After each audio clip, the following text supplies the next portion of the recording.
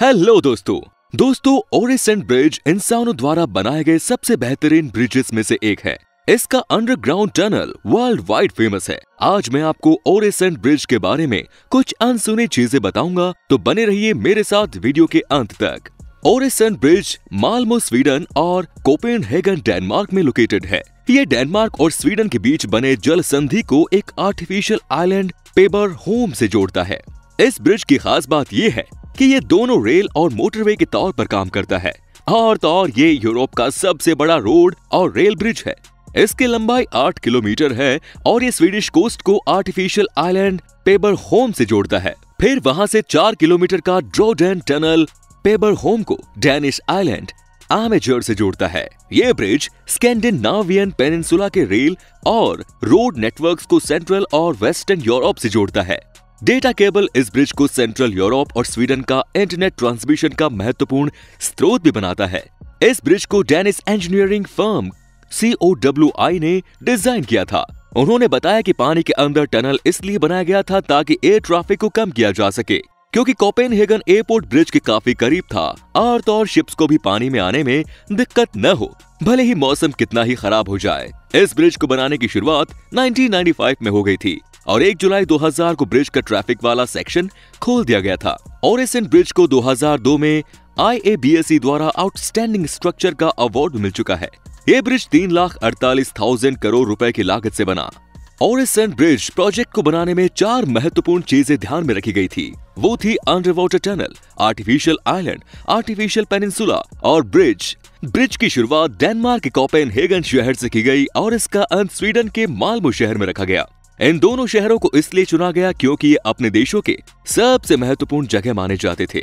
लेकिन इस प्रोजेक्ट की सबसे बड़ी मुश्किल थी इसके बीच का 5 मील लंबा समंदर, जिसमें ज्यादातर वक्त बर्फ बहती रहती है। दोनों देशों ने अपना महत्वपूर्ण योगदान देकर इस ब्रिज को पूरा किया। इस ब्रिज को बनाने की सबसे इम्पोर्टेंट वजह ये थी कि दोनों ही शहर माल्मो और कोपेनहेगन इकोनॉमिकली बहुत ही पीछे थी और इनके बीच के ट्रांसपोर्ट लिंक को सुधारकर इस मुश्किल का आसानी से सामना किया जा सकता था। ये ब्रिज करीब 4 किलोमीटर लंबा है। इसके साथ ही 204 मीटर के बड़े पैलोन्स लगे हैं, जो कि 490 मीटर के ब्रिज को आसानी से सपोर्ट देते हैं। इस ब्रिज को केबल स्टे डिजाइन भी कहा जाता है। ब्रिज पर 2 लेवल्स बनाए गए हैं। नीचे वाले लेवल पर रेलवेज का आना जाना होता है, वहीं ऊपरी लेवल पर वाहनों के ट्रैफिक को कंट्रोल करने के लिए रोड बनाया गया है। ब्रिज के ज्यादातर हिस्सों को जमीन पर बनाया गया था, फिर एक बड़े फ्लोटिंग क्रेन की मदद से उन्हें ट्रांसपोर्ट किया गया। ब्रिज के आखिरी छोर पर पेबर होम का आर्टिफिशियल आइलैंड बना है, जिसे इंसानों द्वारा ही कीचड़ और मिट्टी से बनाया गया। अगर आप इस ब्रिज को ऊपर से देखें तो ऐसा लगता है जैसे आधे रास्ते में ही यह खत्म हो गया, लेकिन ऐसा नहीं है। पानी के अंदर 4 किलोमीटर लंबी कंक्रीट की टनल बनाई गई, जो कि सी बेड तक जाती है। समंदर में रह रहे जानवरों के लिए ये टनल एक नेचुरल रीफ की तरह काम करती है।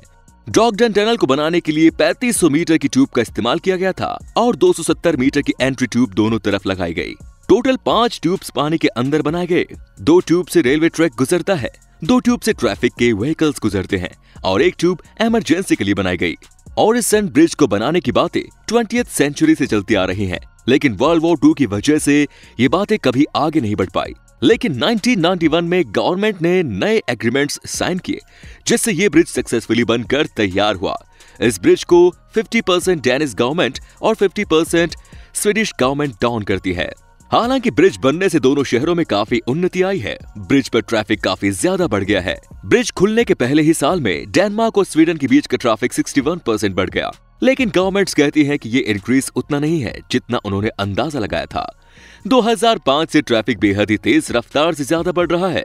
इसका मुख्य कारण ये है कि माल्मो में प्रॉपर्टी की प्राइसेस कम है, तो डेनिश लोग माल्मो आकर घर खरीदना पसंद करते हैं और वो जॉब्स के लिए ब्रिज से होकर डेनमार्क जाते हैं। डेनमार्क की सरकार इस मुश्किल का सामना करने के लिए कई उपाय ढूंढ रही है। तो दोस्तों, ये था डेनमार्क और स्वीडन का एक बहुत ही फेमस ओरेसेंट ब्रिज। अगर आपको ये वीडियो पसंद आए तो जरूर लाइक कीजिए और ऐसे ही वीडियोस देखते रहने के लिए सब्सक्राइब कीजिए चैनल को। धन्यवाद।